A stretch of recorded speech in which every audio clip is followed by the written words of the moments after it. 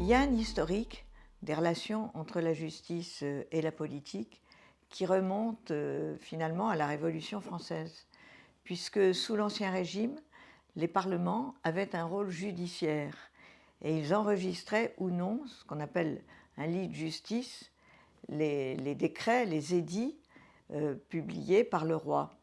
Et Louis XVI a été un des rois les plus réformateurs, notamment il voulait réformer les finances publiques pour moderniser la France, rééquilibrer le budget. Et les parlementaires, en tant que juges, censuraient systématiquement ces décisions et empêchaient la France de se moderniser. Et donc les révolutionnaires, par une loi des 16 et 24 août 1790, ont dit que les juges judiciaires ne pouvaient absolument pas se mêler des affaires politiques et notamment des décisions des politiques.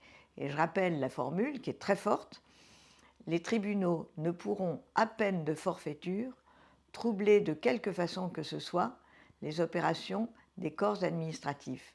Et il a fallu attendre la fin du XIXe siècle pour qu'il y ait un contrôle, par le Conseil d'État notamment, des décisions de l'administration, et 1958 pour qu'il y ait un contrôle par le Conseil constitutionnel de la loi. Donc il y a une très grande méfiance vis-à-vis des juges, comme en quelque sorte un petit peu réactionnaire et bloquant les réformes.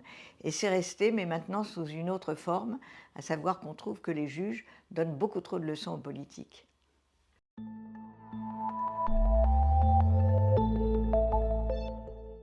Alors, il y a des juges qui font de la politique. Alors ça, c'est très dangereux. Je parle évidemment du syndicat de la magistrature, qui prend des positions qui dérogent au principe d'impartialité. Et je pense qu'un jour, le Conseil supérieur de la magistrature, qui a un pouvoir disciplinaire, devrait vraiment prendre les sanctions qui s'imposent dans certains cas.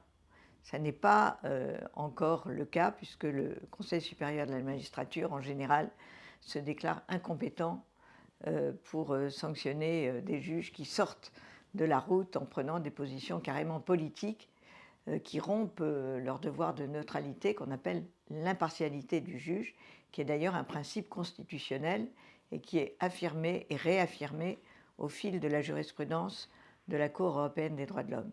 Mais il y a un autre élément qui est qu'en dehors même de la politique, il y a eu une certaine évolution dans une société un petit peu agitée, un peu fracturée, qui est d'essayer de faire de la morale, c'est-à-dire de tacler, de réprimander les puissants, dans lesquels on range, ou certains juges rangent les politiques, et au contraire d'être un petit peu plus indulgent avec les gens, entre guillemets, et sans mépris, ordinaires, y compris des délinquants qui commettent des actes relativement graves.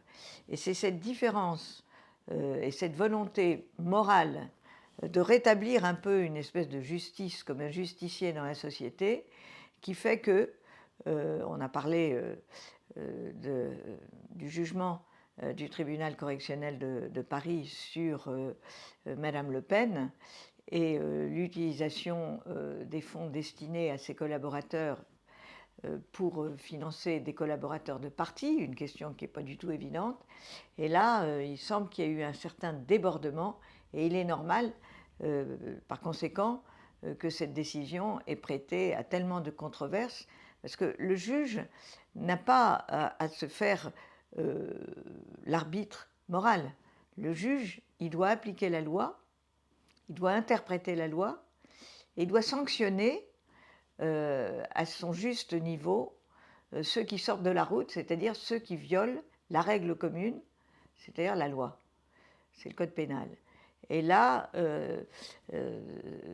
ce type de décision ne va pas dans le sens de ce que je souhaite ardemment, c'est-à-dire une réconciliation entre les responsables politiques et les juges qui doivent vivre ensemble et se comprendre.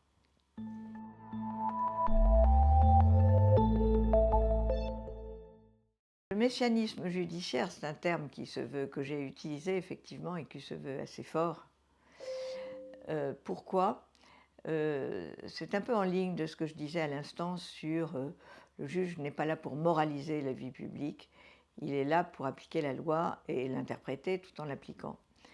mais il y a une espèce de messianisme qui se fonde sur les droits de l'homme, et des droits de l'homme universels qui assimilent l'individu et le citoyen. Et toute la jurisprudence, qu'elle soit judiciaire ou en matière d'immigration, illustre ce que je considère comme une dérive, comme un danger, parce que vous ne pouvez pas accorder les mêmes droits de l'homme à un étranger qui est en situation irrégulière et à un national ou à un étranger qui est en situation régulière. Et l'effacement, disons, des positionnements distincts par rapport à la loyauté vis-à-vis de l'État, soit qui vous accueille comme étranger, soit dont vous êtes un ressortissant, ça me paraît très dangereux. Je donne un exemple.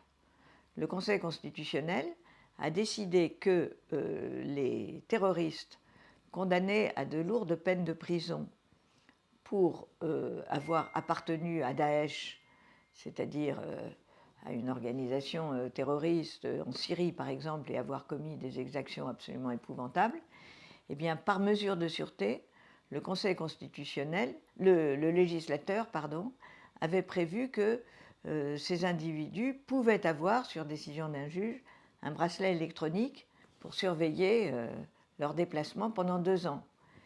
Eh bien, le Conseil constitutionnel a censuré cette loi en disant « ça porte atteinte à leur droit à vivre une vie privée et familiale normale ».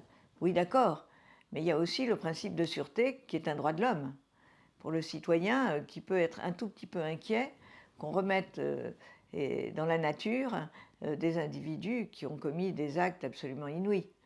Et je trouve que ce glissement de l'individu abstrait qui est traité exactement comme s'il devait avoir exactement les mêmes droits que celui qui finalement est dans les clous, je trouve que ça c'est un tout petit peu dangereux, et je pense que les réactions de certains partis qu'on appelle populistes ne sont pas à cet égard tout à fait surprenantes.